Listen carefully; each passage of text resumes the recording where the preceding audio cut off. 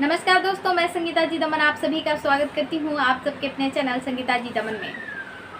सर्वप्रथम आप सभी को महाराजा दलदेव राजभर की शहादत दिवस पर समस्त देशवासियों की तरफ से श्रद्धांजलि अर्पित करती हूँ।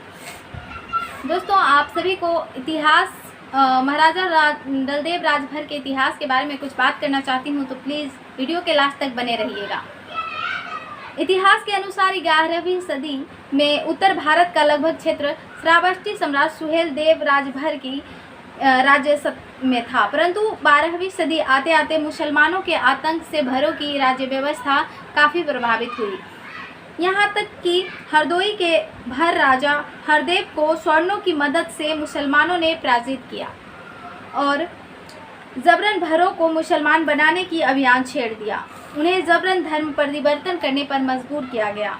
इनका विरोध करने पर भरों और अन्य जातियों का खुलेआम कत्ल कर दिया गया और भरों को नैतिक, धार्मिक तथा आर्थिक यातनाओं का भी सामना करना पड़ा। मुसलमानों का ये धार्मिक दमन 13वीं सदी तक चलता रहा।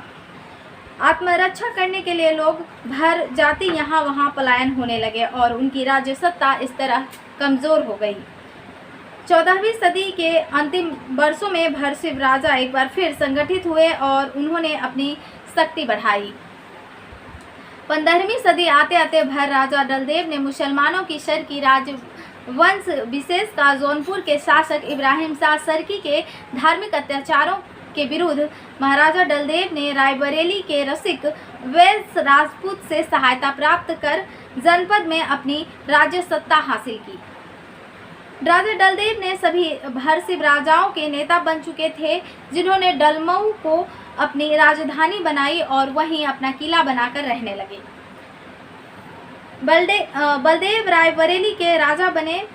उनके छोटे भाई बलदेव रायबरेली के राजा बने।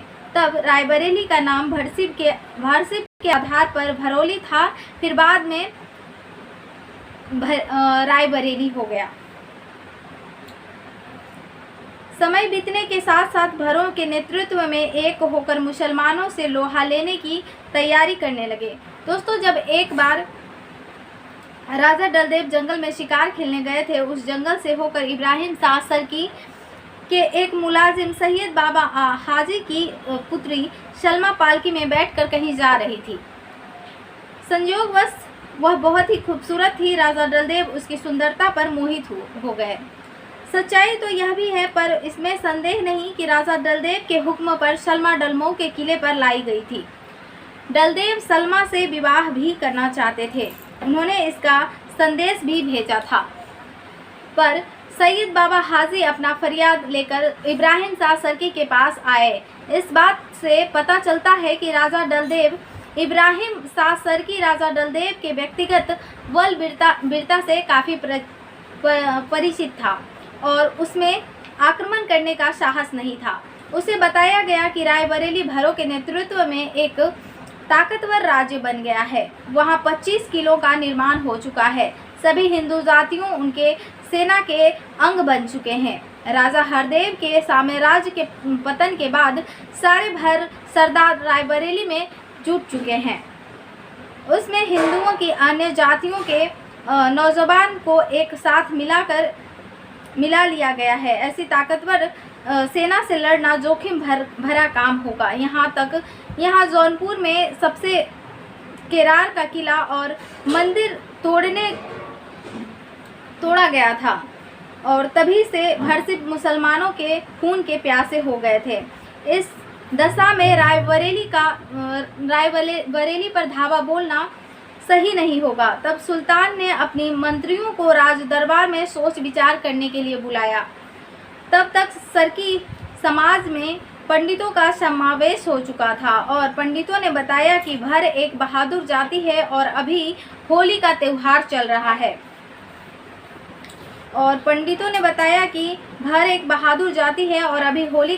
निकट है, जिसमें भर सिर्फ बड़े ही उत्साह से मनाते हैं और भाग तथा महुए की देसी शराब पीकर बेसुध हो जाते हैं।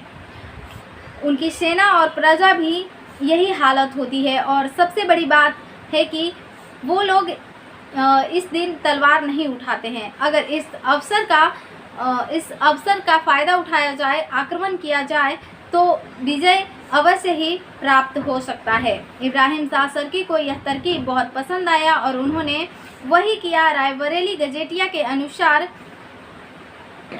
सुल्तान की सेना लेकर आगे बढ़ा तो उसकी पहली मुठभेड़ डलमऊ से 30-23 किलोमीटर सुदामापुर में राजा डलदेव के अन्य भाई कपोरन में हुई। इस तरह से इतिहास साक्षी है कि मुसलमानों ने बड़ा क्रूर बर्ताव किया, जिसकी असीमित गाथाएं उस क्षेत्र में आज तक व्याप्त हैं। डलमऊ क्षेत्र में उस विनाशकारी दिन आज भी उस दिन होली नहीं मनाई जाती है। तो दोस्तों, आप सभी को हमारा वीडियो कैसा लगा कमेंट में ज़रूर बताइएगा। अगर वीडियो अच्छा लगा तो लाइक शेयर कमेंट करना मत भूलिएगा। जल्दी मिलते हैं नेक्स्ट मोटिवेशनल के वीडियो के साथ, नेक्स्ट महापुरुषों के साथ। तब तक के लिए आप सभी को नमस्कार। जय भारत, जय संविधान।